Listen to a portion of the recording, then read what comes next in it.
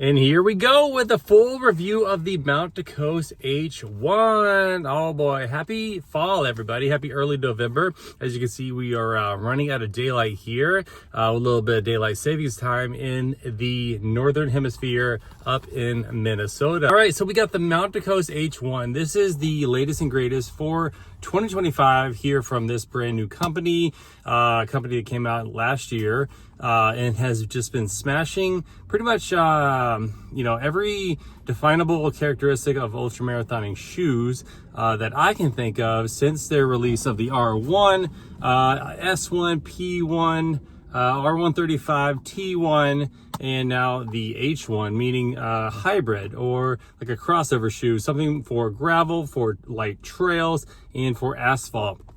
For me, this shoe has seen quite a bit of road running. It has seen a share of gravel. It has seen some light trails. It has seen some backyard usage. And it has seen several hours walking around the Amusement Park Valley Fair here in Shakopee, Minnesota. All right, so I am ready to give my opinion about this guy here. Okay, so starting from the top as we do, welcome back. My name is Jason, a podiatry nurse practitioner, and I love talking about running and all things running shoes. All right, so we got these laces that are reminiscent of most of the shoes that have come out from Mount DeCoste, and that they are very structurally sound. They have a little bit of padding, a tiny little bit of recoil and stretch, and they are overall very comfortable. Okay, and then you'll notice on the H1 as well as the T1 for a stretch, and as well as the R1, and that you have a separate identifiable ability to lace the proximal and then the distal bit of the eyelet chain. All right, where the T1 you have two sets of cables. Here you have the one, just like the R1. Okay, so you have laces up top, and then you have an ability to cinch the distal portion here over the top of the foot as the runner needs, which is pretty handy. Not just their advertised purpose for this is as you go along, the swelling of the feet and all that expected change that goes along for a person when they do such high distances and several hours on feet. The anatomy totally changes, the size of the foot, the biomechanics and all that stuff, and I totally agree there that it would be nice to have something that you could change on the fly to adjust and hopefully be a difference between a little bit of discomfort or injury, right? There's several other nuances to that, but that can, play a role here. But, even outside of that, right, needing all that to require something like this, it is nice to have the two, separate areas here, based on, whatever the day brings, right? Sometimes you don't want a whole lot of tightness here and vice versa. So it's nice that we have that tuned fit feature here on shoes, and Mount DeCoste seems to be doing that quite a bit with many of their shoes. So kudos to you guys on that one. Okay, and so thinking about is there any connection of the tongue to the rest of the shoe? And yeah, we have a lateral gusset as well as a medial gusset going on here. And now previously I saw that the cables here for the Tune Fit did transfer down into kind of like a band-like material across the top of the foot distally, that you see in the R1, and you do not see that here in the H1 here. It's that's right here on both sides is where it starts and stops. But that said, I'm looking to see if these blue bands, communicate down into the shoe, and it does not. It's just like a centimeter worth of material that goes here and here, but it does wrap around the top of the foot, and then the lockdown of the shoe is actually really nice. It's distributed. The tongue itself, is not overly cushioned. It's not an incredibly plush tongue. But that said, again, there was very little, if at all, any lace bite with the H1. So, very, very, very cool, for that. All right. Again, excellent lockdown. All right, and then having a look at the upper here. So there's a couple of things going on with the upper here. You've basically got what they're calling a jacquard weave here, like a dual zone upper for breathability, okay?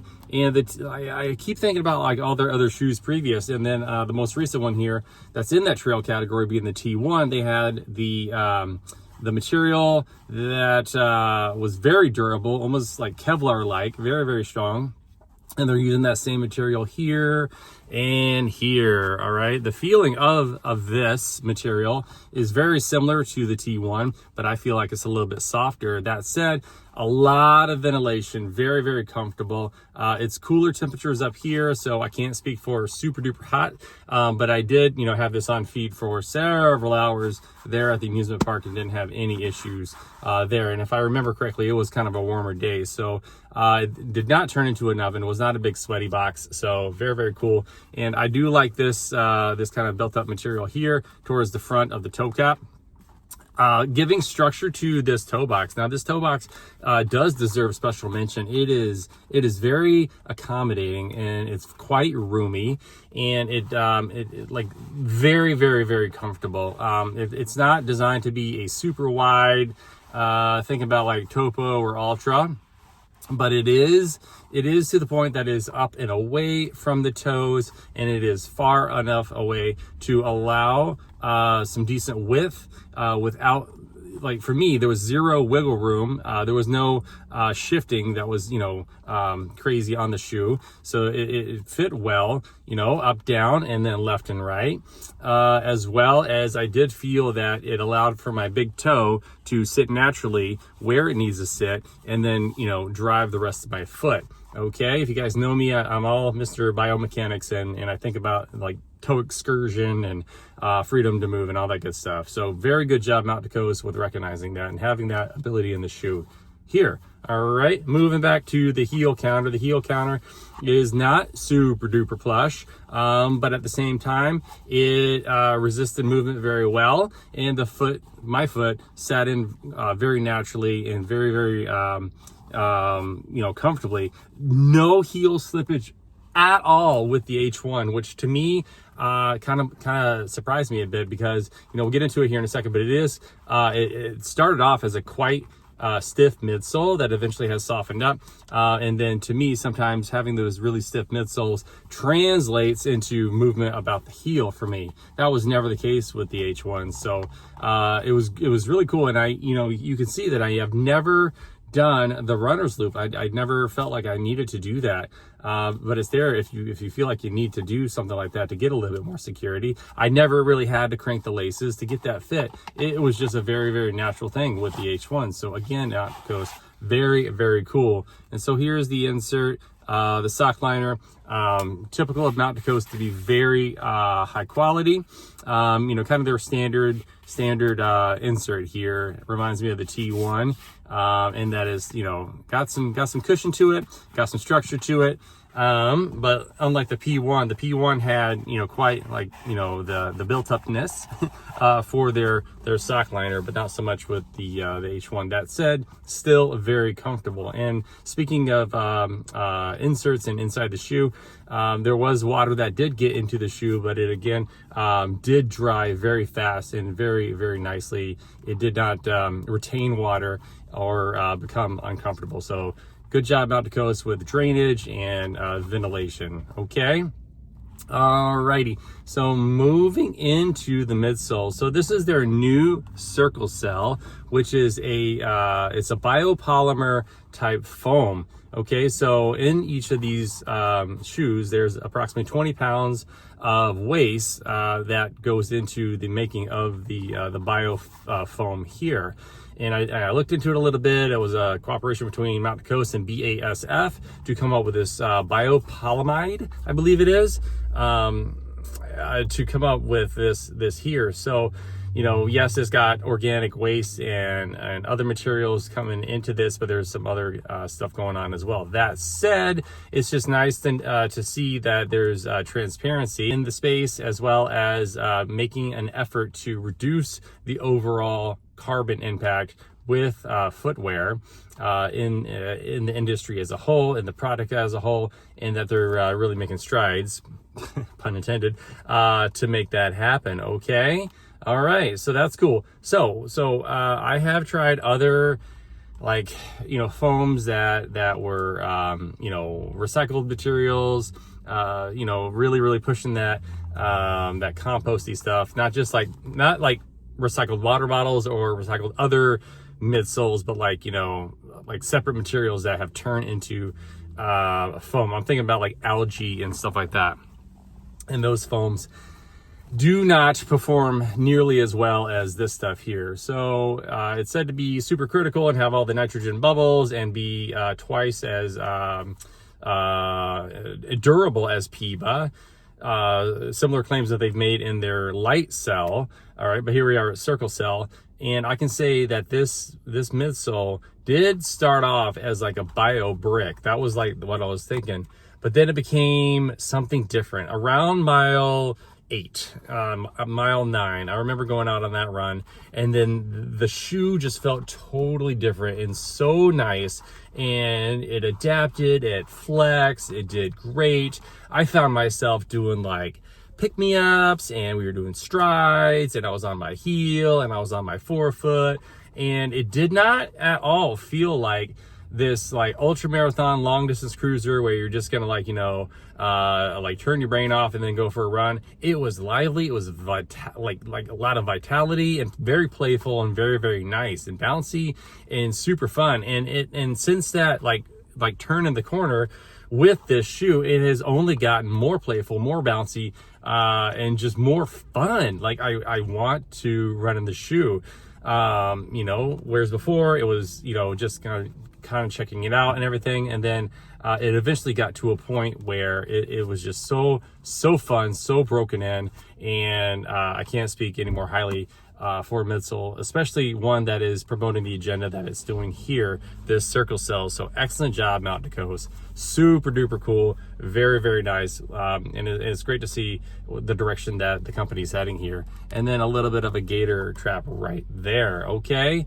And then coming on down to the outsole, this is going to be your Versa grip right here. And I will say that a majority of the shoes time so far has been on roads, but you know, I've tried it on, you know, various other surfaces, you know, muddy, wet, haven't gotten to the snow, and all that. But you know, give it time here in Minnesota, and it will happen. It's not a matter of if, but when. You know, going downhill on a fall, you know, there's like wet leaves and everything's kind of slimy. You know what I'm talking about. I was, okay, we're going to see how this traction performs. So we're going downhill and we're going over the wet leaves, and I'm just like letting it fly, like zero slippage, like at all going on with the H1 here. Felt super confident. Going around corners, and you know, it wasn't like unstable, you know, very grippy, and like not really any evidence of breakdown, like at all. Okay, let's look at the other shoe. Is there any breakdown? Nope, not even a little bit. So that's super cool. It's got these cutouts there. It's a lightweight shoe in the hand. I believe it's 8.5 ounces. There on your screen is the stack height and the weight, and there's the cost for you right there. Okay, so man, oh man, this shoe I am gonna continue to test. I'm gonna continue to run in it. And I'm thinking it's going to be like my next shoe that I'm going to do like the 30 days, 60 days, whatever it ends up being on feet, because it is so dang comfortable, and it just continues to be like that. It's a classy looking shoe. It's a good looking shoe. All right. I've seen pictures of these like after 100 milers, man. And, it don't look anything like this once it's done, but man, the shoe itself just continues to rock the party. All right, so a couple of different colorways. It's this, and also the Joshua Tree, which is pretty sweet looking, very similar to that Dune colorway, I feel like, with the T1. So Mountain Coast keeping the colorways very simple and consistent across the line, which is nice to see. Okay, nothing super duper crazy. So there on your screen is the link for the description. I'll go ahead and put that in, and just so you know, if you were to choose to use that link, I would get a tiny commission for the purchase of the product. No pressure at all. I'll put my discount code on the screen now. I don't know if it's going to work for this one. When I checked a little bit ago, it did not. But then again, it's a new shoe, and so that might change at some point. But there it is right there. And so if not for this, then some of the other in the lineup from Mount DeCoste. Okay, so that's what I got. That's my full review of the H1. Going to continue here. Guys, thank you so much. Hopefully you're having a wonderful, wonderful fall. And I will catch you in the next one. Feel free to like and subscribe. We'll follow for more. Appreciate you. Have a good day.